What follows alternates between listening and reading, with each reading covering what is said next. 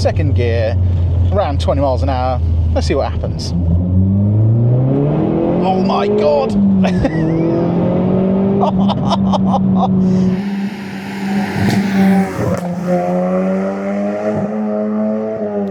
You can probably hear it, but today we're starting at somewhere a bit different.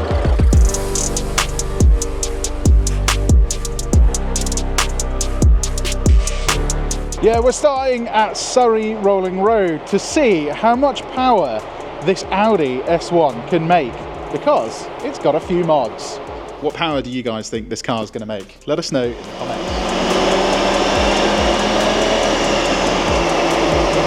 Just done the dyno run and we did 360 horsepower, and that is an accurate dyno at the flywheel. So not quite 400 horsepower that I was hoping, but that is still a lot of power for a car that weighs about 1.2 tons.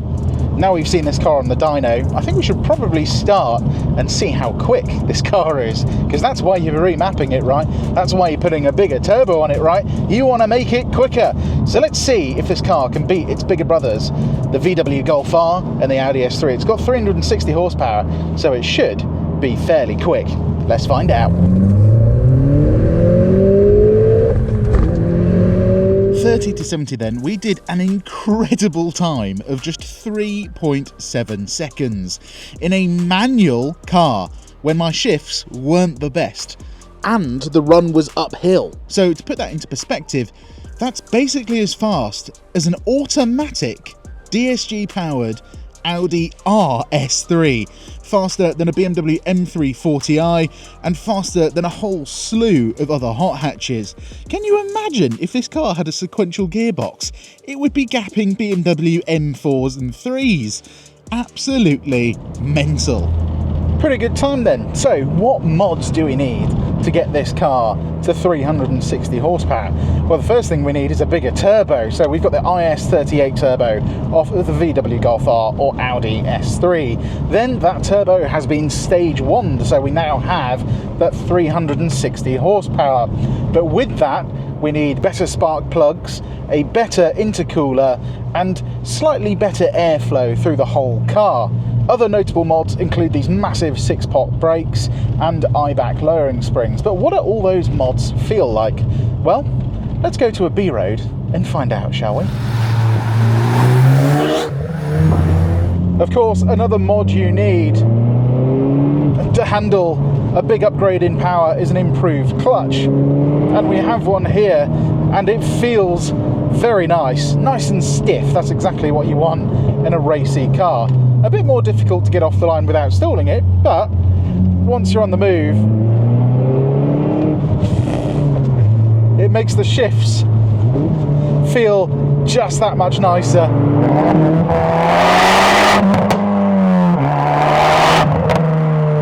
Then when it comes to the twisty stuff, this is where the S1 is really just in its element. The chassis is perfectly balanced. It is like driving a little rally car. It is extraordinarily good. And the brakes, we've got 6-pot calipers, absolutely stonking. RS3 performance when it comes to the brakes, and it just stops on a dime. So all in all, this is a very nice handling and a very fast car. But just how fast is it when it comes to the 0 to 60 sprint? This car has quattro all-wheel drive at the end of the day. So we've got to see just how fast it is. A stock car will do about 5.8 seconds on a perfect day. And that's when you're dumping the clutch at about 3,000 revs. We're not going to do that today because the owner of this car has requested me not to, and I will abide by that.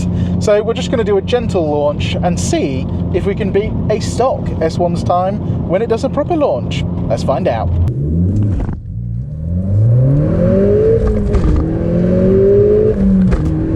Yeah, 0 to 60 we did a time of 5.6 seconds. Still, it's a whole second quicker than the time I managed in the stock Audi S1. And remember, I'm not using any form of launch control in this car, and I'm being very nice to the gearbox. If you were to actually dump the clutch in this thing, you would be doing times just above 4 seconds. Absolutely bonkers. for a manual car. So you'd think on the motorway that this basically being a straight pipe car would be unbearably noisy, but we did a decibel figure of 75.4 decibels, and the droniness really isn't even that bad in this car. It's only once you're above 3,000 revs, which is illegal speeds in 6th gear, by the way, that you kind of hear it. But even then, it's just exhaust noise. Road noise and wind noise is really not that bad. We're on Uniroyal Rain Sport tyres today, and that kind of suits the personality of the car. And of course, even though we're on IBAC lowering springs, we still have adaptive dampers. So in comfort mode, this is actually still a really comfortable car. Even in dynamic mode, it still feels relatively comfortable. It's still softer than something like a Hyundai i30N. And of course, if you're a petrol head, loud exhaust noise is not really a problem.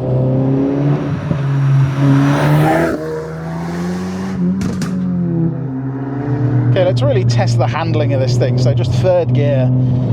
Some nice tight corners. Brakes are just phenomenal again. It's coming out of the corners where it is frankly bonkers. And the damping on British B roads is just phenomenally good. Even on these lowering springs, if anything, the stock car was a little too soft on UK roads. Now that I've driven it on IBAC lowering springs, it does just feel tighter, it feels more nimble, but it still feels nice and compliant.